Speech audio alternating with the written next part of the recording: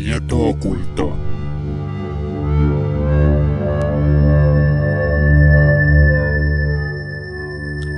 Fue hace casi 100 años que ocurrió todo esto.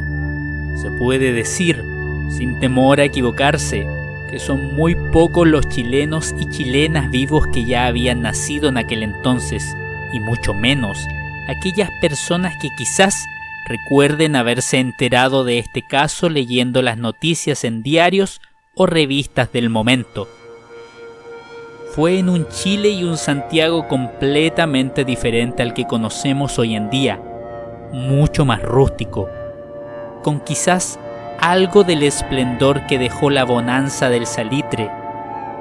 Consideren que la capital era mucho más pequeña y la población apenas alcanzaba los 700.000 habitantes, algo que recién se estaba instalando en la sociedad de aquel entonces. Eran las ideas incipientes de protección de infancia. En los estratos más bajos, los niños y niñas eran más que sujetos de protección, una posesión que en el mejor de los casos, al crecer, podían llegar a convertirse en sujetos útiles para la sociedad, por lo que en muchos casos, estos eran abandonados gran parte del tiempo. Cuando se podían mover por sí mismos, ya podían ser utilizados como mano de obra barata, limpiar zapatos, barrer, ayudar en hogares con mejor posición económica, repartir diarios, robar o prostitución. Menciono este punto tan delicado antes que todo para mostrar parte del contexto al cual se le suma el alcoholismo, la violencia intrafamiliar y las enfermedades, puntos que todos en su conjunto son un caldo primitivo del cual decantan los protagonistas de este mórbido caso.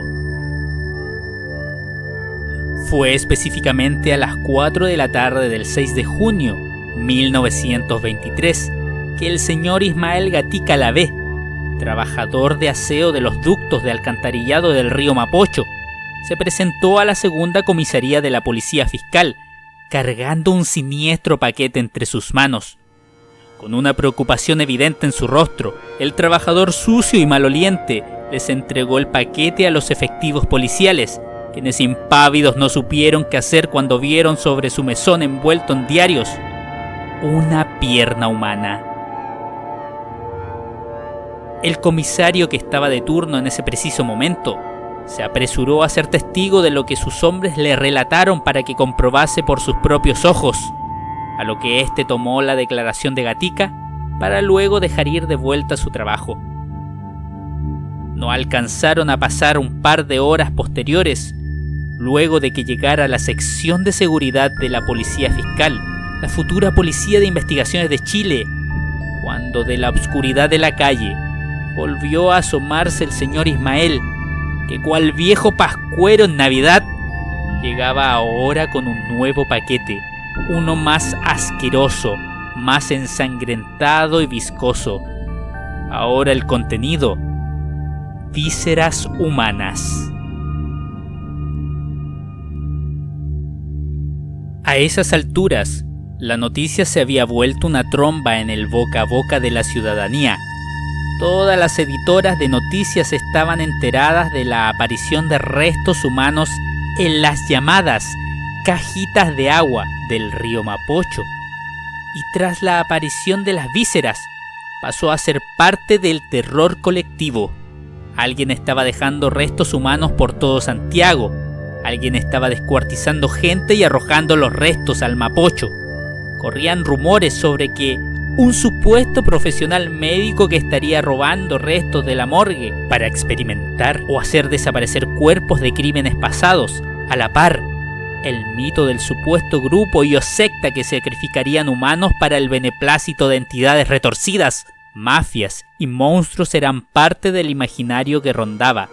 Los propios investigadores, el subcomisario Ventura Maturana y el agente Luis Díaz, descartaron cuanta posibilidad plausible se les presentó por su cabeza. Llegaron decenas de personas para comprobar si los restos no pertenecían a sus familiares desaparecidos por medio del calzado, cuestión que no dio resultados fructíferos. Tampoco las búsquedas que se realizaron el 7 de junio, cuando secaron por completo las cajitas de agua para su revisión exhaustiva.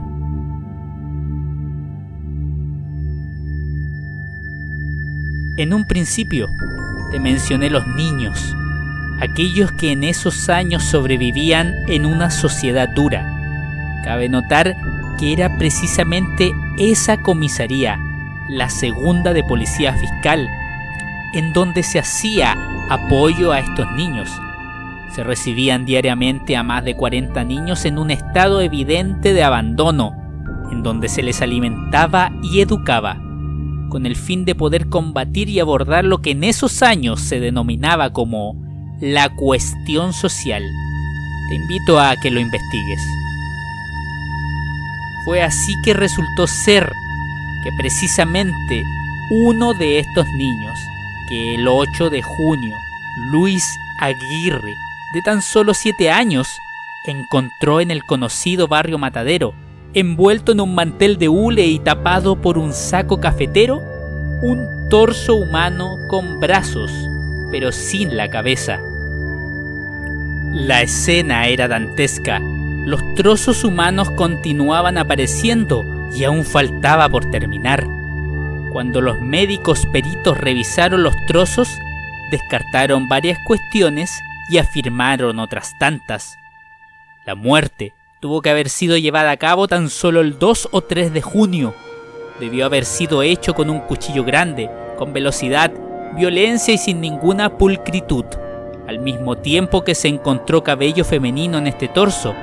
Y es, en palabras de los propios tanatólogos Carlos Ibar de la Sierra y Rafael Toro Amor, es muy probable que la víctima haya sido aturdida y estrangulada para luego comenzar a ser descuartizada cuando aún no moría.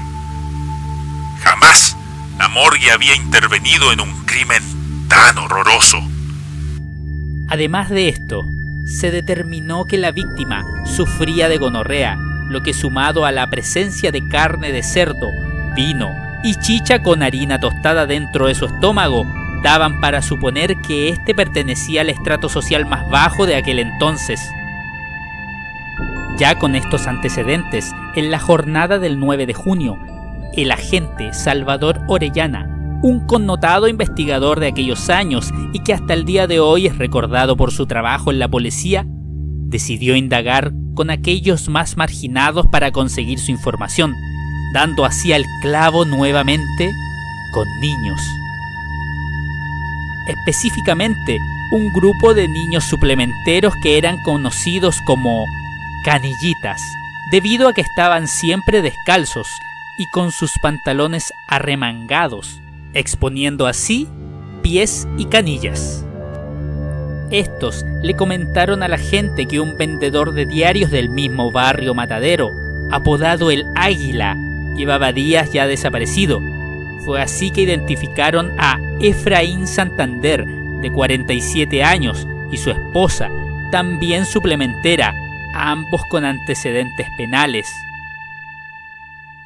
Cuando llegaron a un conventillo en la calle Santa Rosa, los agentes policiales fueron recibidos por Rosa Faúndez Cavieres, de 32 años, la cual estaba en un evidente estado de ebriedad, afirmando que no veía a su esposo desde el día domingo 3 de junio y que muy seguramente estaría con su amante.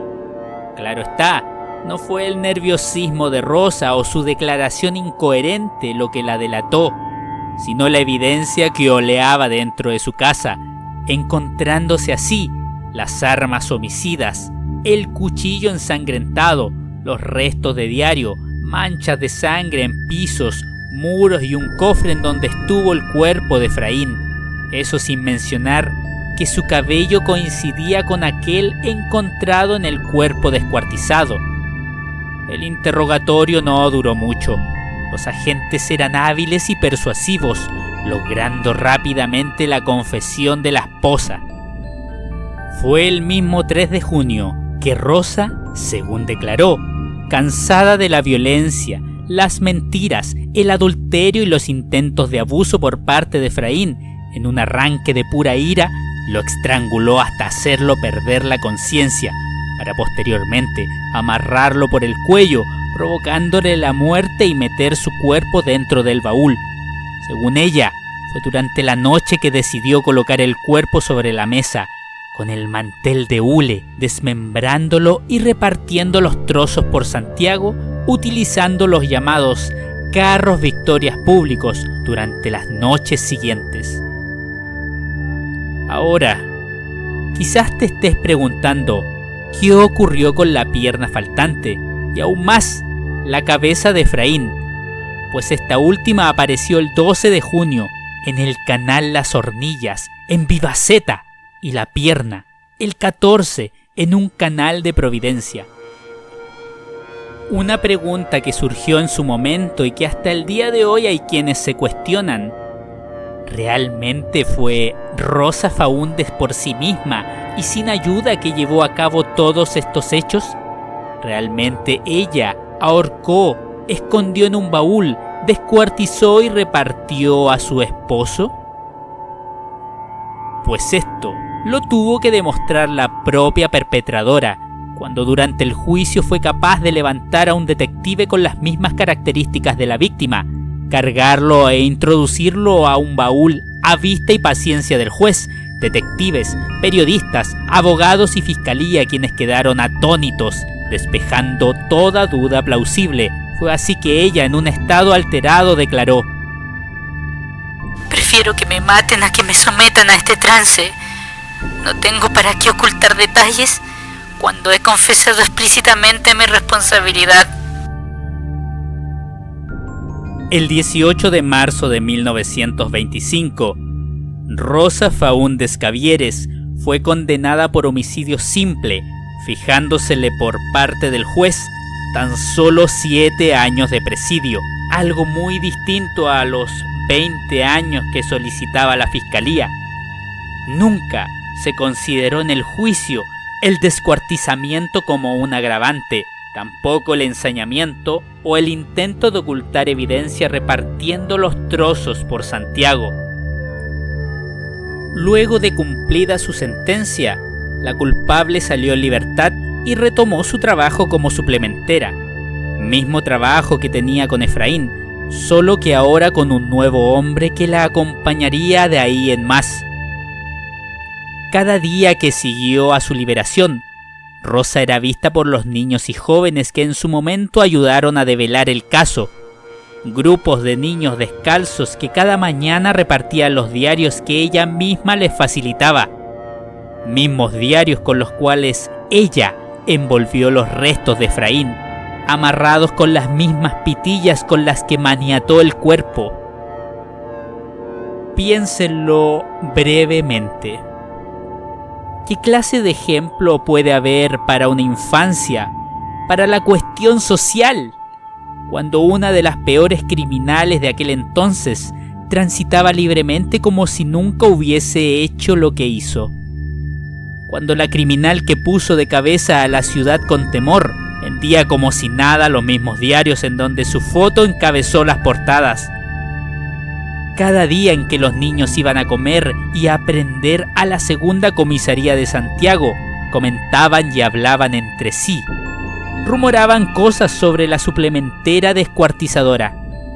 Decían que era una mujer de cuidado, que no había que hacerla enojar.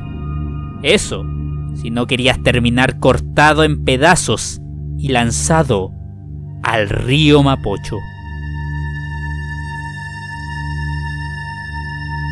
Si te gustó la narración de este caso, te dejo en la descripción diferentes links, los cuales sirvieron de información y apoyo para que puedas indagar aún más.